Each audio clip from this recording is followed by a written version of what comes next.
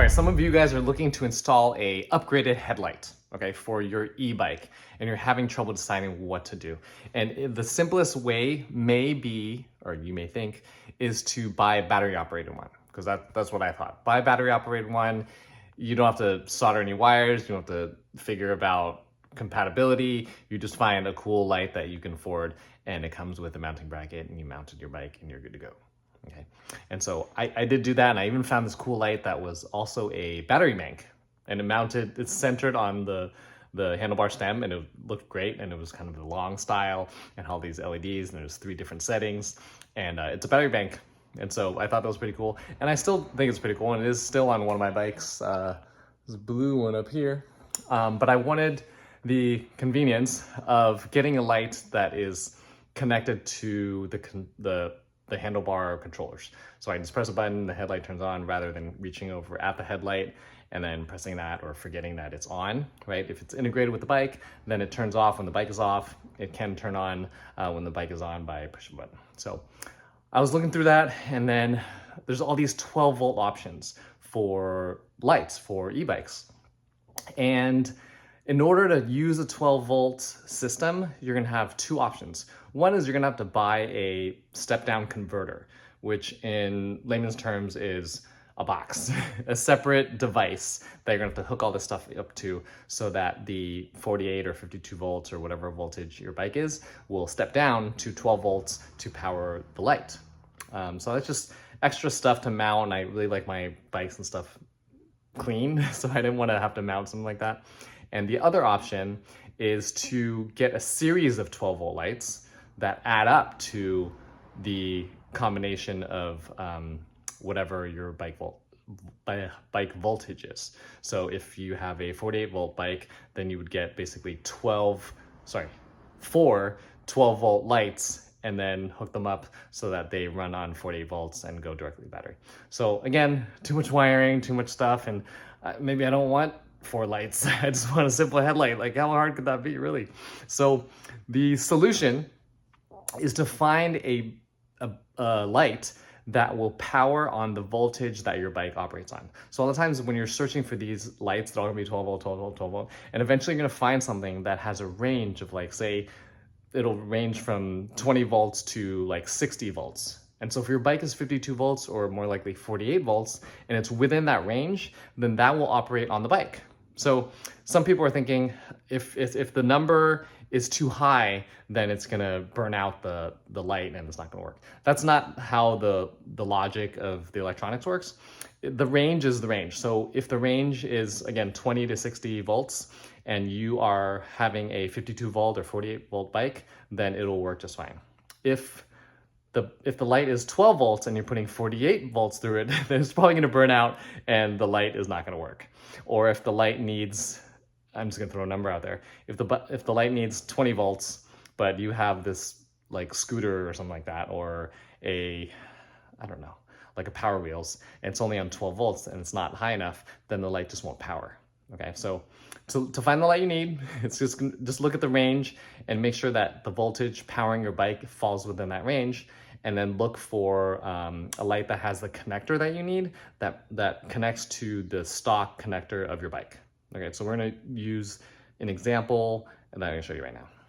Okay, this funnily, ironically, is my first Temu purchase, because AliExpress did not have this light that I wanted. So it's just the size and shape of it, the fact that it's not a circle. I kind of liked something that's horizontal, that's more rectangular shape like this, and not being too long or too small or too whatever. I found this to be the perfect size. And I did want yellow because I only ride it in the daytime. I do not ride at night. And so the light output matters a lot less to me.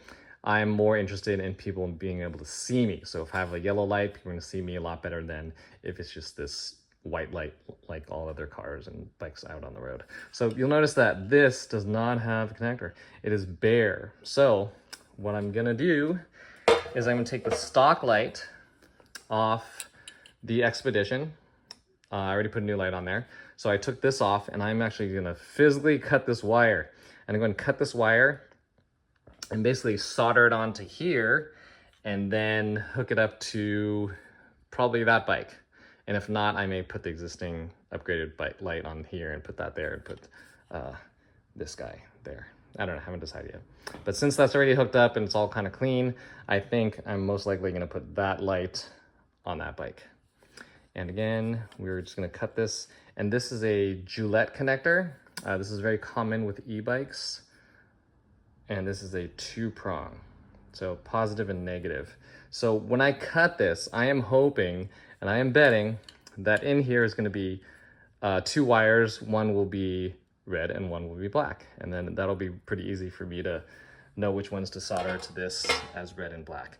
If they're both black, that's gonna be a little bit confusing for me and I have to use a voltage meter, or I'm gonna have to kind of pay attention to which wire is connected to which side of the prong. Actually, yeah, that's a good idea. So one of these sides is gonna be positive, one's gonna be negative, and I know which direction this plugs into the bike, and therefore I should be able to tell what is positive and what is negative just by the orientation. All right, again, this is the stock headlight off the Electric Expedition, and I am never gonna use this ever again. So, and plus, I found this on AliExpress for literally like $7. So if I really needed to, I could just buy another one, but I'm gonna go ahead and cut this guy. Ooh, no turning back now. And oh and behold, we have a red wire and a black wire. Great. So this is gonna go ahead and mount onto the new light and we should be good to go. I already cut my finger the other day cutting a bagel, and it was pretty bad, so I'm not gonna do this on camera because it's not gonna be at a good angle, but I'm gonna cut off probably this much and basically strip this black sheeting off and then expose the red and black wire and try to keep the sheeting on the inside intact. All right, maybe this will work. If it doesn't, I'm not gonna cut myself.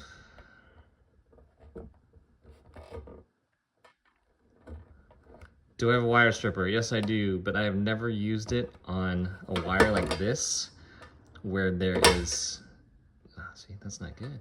I already cut too deep. Wow, those are very, very thin. I'm gonna have to figure something else out. I think I'm gonna have to cut it. Man, this is not good. I didn't think I would cut that deep so fast. All right, I think we're gonna have to cut it in this direction. And then we'll have to peel it by hand. Hard for me to see with the camera casting shadow.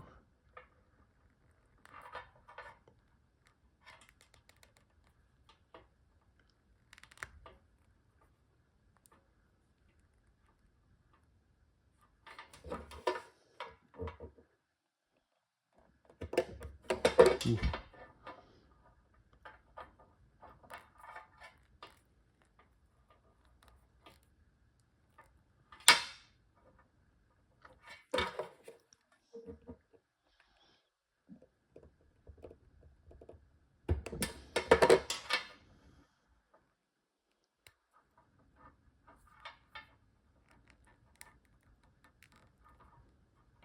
Okay.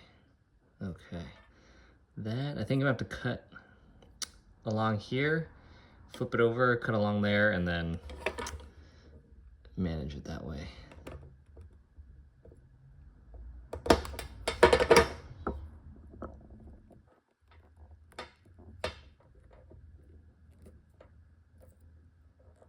Okay, here we go. So we got the thick sheeting exposed. There you go, ta-da! So I'm gonna try to cut these, the thicker rubber off as clean as I can and just leave these exposed. I think I want about that much.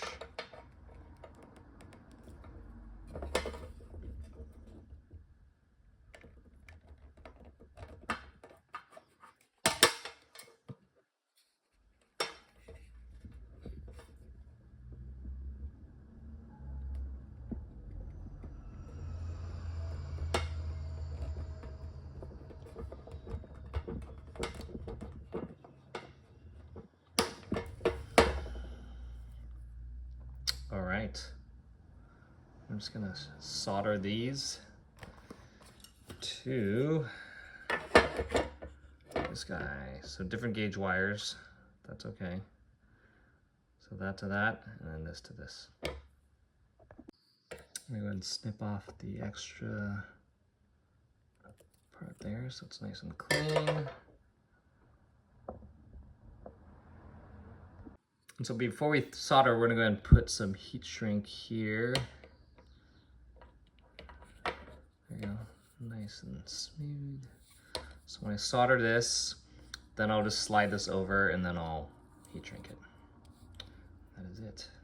I'm not an electrician here by any means, so if you want to look up another video on how to connect two wires, by all means go for it. But what I'm gonna do is I'm just gonna strip off very little of each of these, and then I'm gonna solder it to the other ends of the light. If you're wondering where I got this, AliExpress, baby, AliExpress. That's gonna be interesting. All right, cool. So we got that tip done, like that. Now we're gonna do the red one.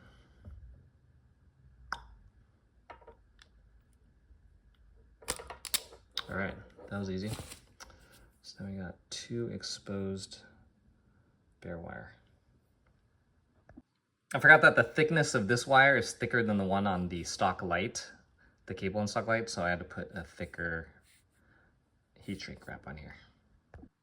Okay, I'm not normally set up to do this type of video because I don't make these types of videos, but this is Helping Hands, AliExpress of course.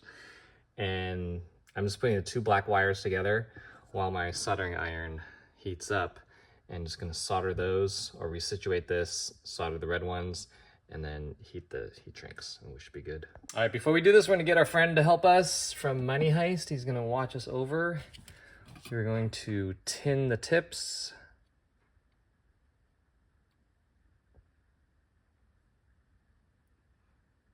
Oops. There we go.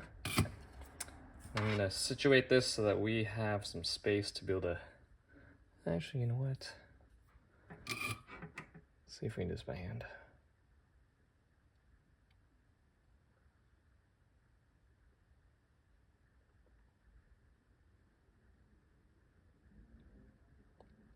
All right, that works.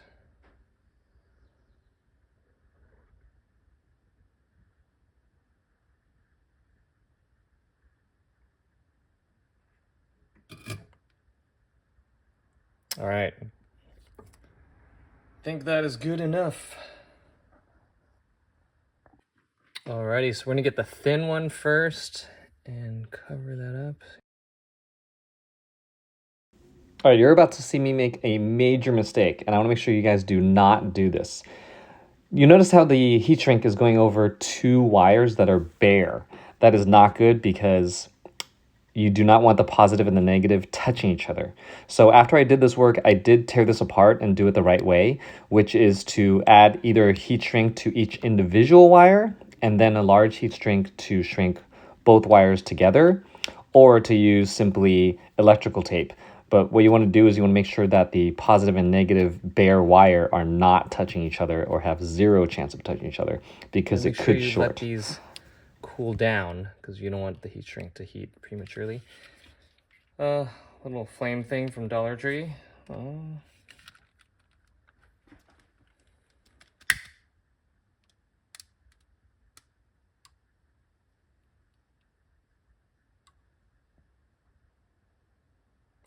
All right, that seems sufficient.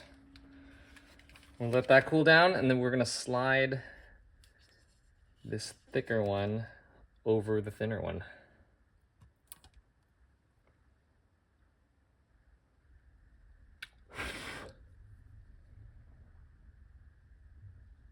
This Money Heist guy is ruining the focus. All right, so I'm just gonna slide this around.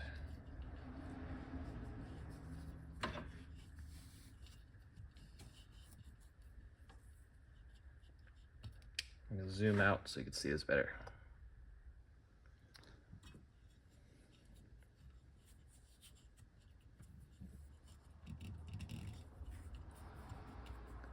Okay, oops. Ooh, that's interesting.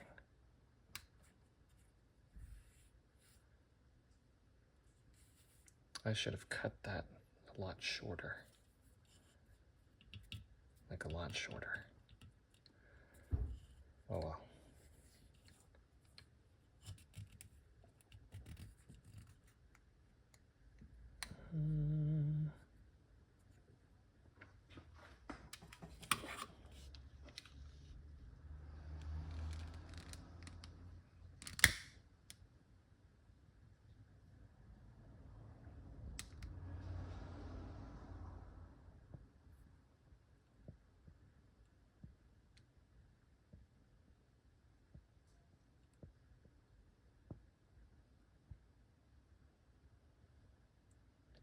Come on, Dollar Tree flame, don't die on me now. Running out of gas at the worst possible time.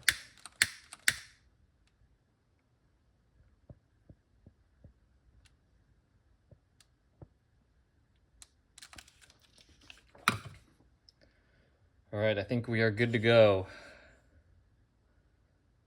Not the cleanest job, but it'll do what it needs to do.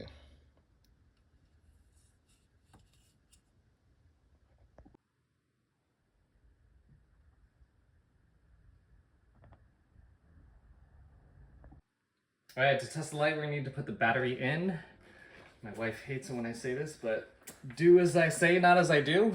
I do not recommend putting a heavy battery on a bike that's mounted to the wall.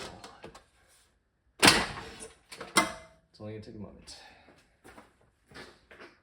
All right, so all I did was unplug the cable from the stock headlight, and then I plugged in the end to the new light, and we're gonna see if this turns on.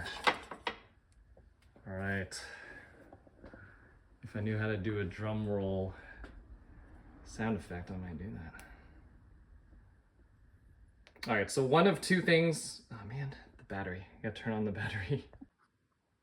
All right, we're gonna turn on the bike now. And then before I turn the light on, one of two things are gonna happen. If that is not truly supportive of 52 volts, what'll happen is when I try to turn the light on, it may blink once and then turn off right away. If it's not enough power, I doubt it's not enough power, then it would not turn on at all. Or if it's too much power, actually, it could just break. So we're gonna see what happens. We're gonna press the on button here, which is the plus, and hopefully the light will turn on and stay on. Ooh, look at that. Look at that. Yes, so it works. Okay, so the light turns on and is staying on for a good length of time. That means this mod has worked. So the only problem now is, not problem, but the only issue now is to figure out how to mount that light now that we got it working. Perfect, perfect. All right, super excited that light actually worked. So now there's two ideas. One is to keep the stock light on the basket and find a way to mount the secondary yellow light. And to operate both of them, I'm gonna need a 2-pin Joulette splitter. So the line coming from the controller would split in two, and one would connect to the stock headlight and one would connect to the new headlight. The only reason I'm thinking about keeping the stock headlight is I really, really like the way it's integrated with the basket. So I'll show you right here. One thing I really like about Juiced is their designs, or at least the design they got or made, is very well integrated. So this headlight here, rather than just kind of sticking out from the basket, it's actually recessed in and is protected by this bar from any sort of hard material that you have stored in there is not gonna hit the back of the light. So I do like that this is here. If I were to mount this light, it would have to go underneath or something, and this void would just look very bare, and I'm not sure would like that kind of incomplete look. The idea is to have it look as stock as I can. I'll probably end up mounting this underneath, but we'll see.